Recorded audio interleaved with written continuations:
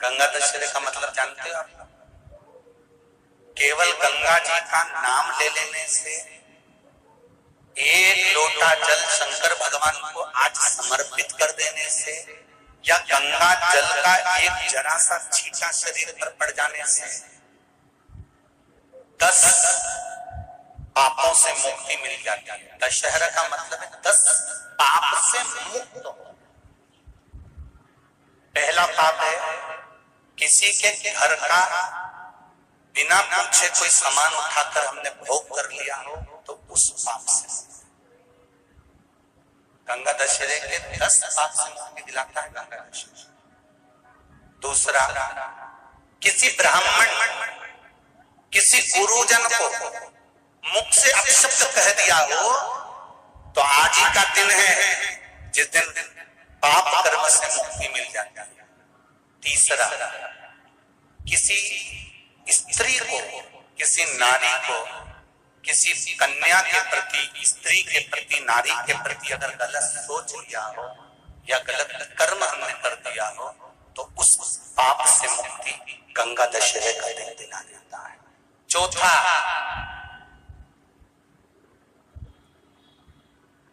रजो धर्म धारण करने वाली नारी, रजस्वला स्त्री के हाथ का बना हुआ अगर हमने भोजन ग्रहण कर लिया है, तो आज गंगा दशहरे का दिन ही ऐसा रहता है जिस दिन उस पाप से हमें मुक्ति मिलती है।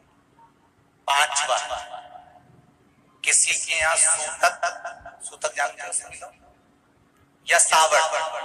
सूतक का मतलब होता है किसी के यहाँ कोई मर गया और उसके यहाँ का तुमने भोजन या पानी ग्रहण कर लिया। सावड़ का मतलब होता है किसी के यहाँ बच्चा हुआ, तुम्हें मालूम नहीं था, उसके घर का 8 दिन का 10 दिन का तुमने भोजन या पानी ग्रहण कर लिया। सूतक या सावड़ का भोजन या अन्न पानी ग्रहण कर ले, तो 5वें नंबर का गंगा दशहरे का वर्णन करता है कि 5वां पाप, इस पाप से भी लोगों को मुक्ति मिल जाती है। 6ठे नंबर का वर्णन आया, किसी मंदिर की जगह पर या धर्म की जगह पर अपने अपना कब्जा कर लिया हो, या धर्म की जगह को अपना बना लिया हो, तो उस पाप से मुक्त होने का एक साधन 6ठे नंबर का। 7वें नंबर का, झाड़ू लगाते समय, बुआरी लगाते समय छोटे छोटे जीव झाड़ू के नीचे मर जाते हैं, तो उसके पाप से मुक्ति गंगा दशहरे का दिन दिला जाता है। 8वें नंबर का, 8वें नंबर, जिस समय हम भोजन ग्रहण कर रहे हो और हमारे दरवाजे पर कोई व्यक्ति आकर बैठा हुआ है और हमने उसको भोजन का नहीं पूछा या उसका मुख झूठा ना कराया, तो उस दोष से वंचित हो जाए, उस दोष को समाप्त कर दे, तो गंगा दशहरे का। 9वें नंबर का, बेटी की शादी करी और बेटी की शादी करने पर बहुत सारा कन्यादान आया।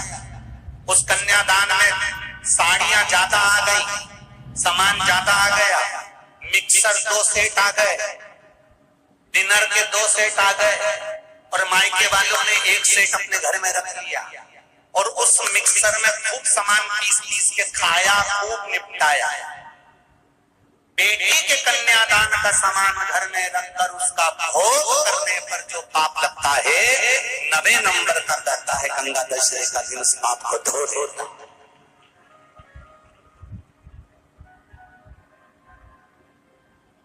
10वें नंबर का महाराज, यदि किसी तीर्थ में जाता था, हमने कोई गलत काम करा होता है, तो गंगा दशहरे का ये आज का दिन हमारे पाप को वो दूर करता है।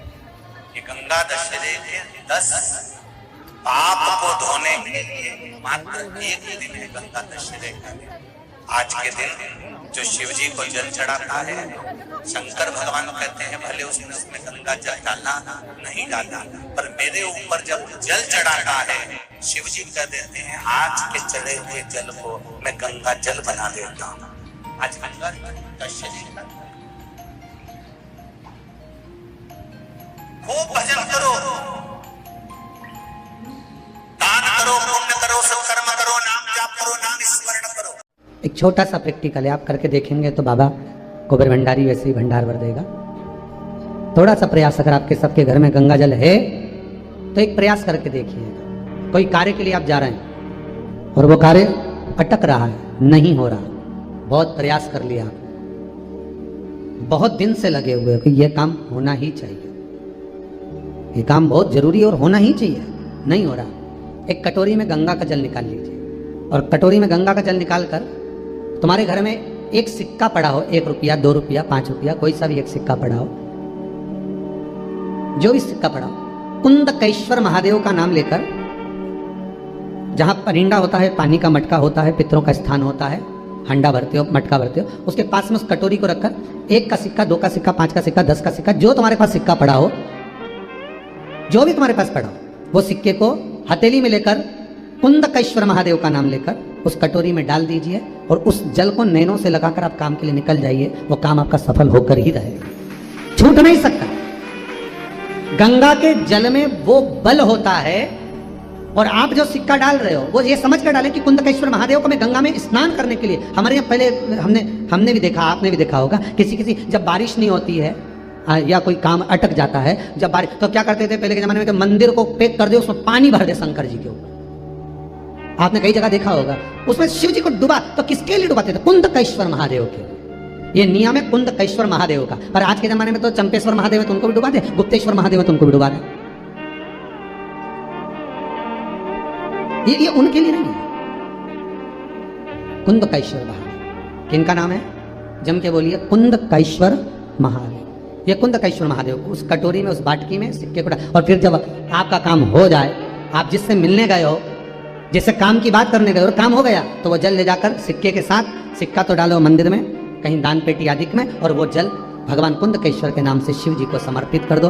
बाबा से विनती करो, बहुत बहुत साधुवाद है बाबा, आपने मेरी लाज रख ली, मेरी कृपा बनी रहे, बस ये सुख मिले।